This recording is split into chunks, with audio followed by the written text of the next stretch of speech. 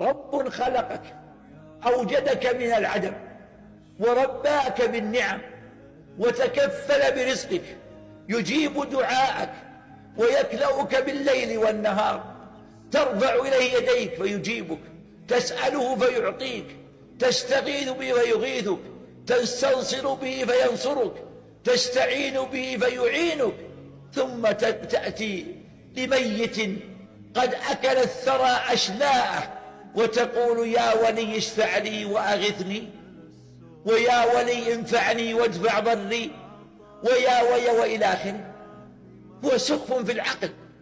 ونقص في التفكير، ولكن كما قال الله إن شر الدواب عند الله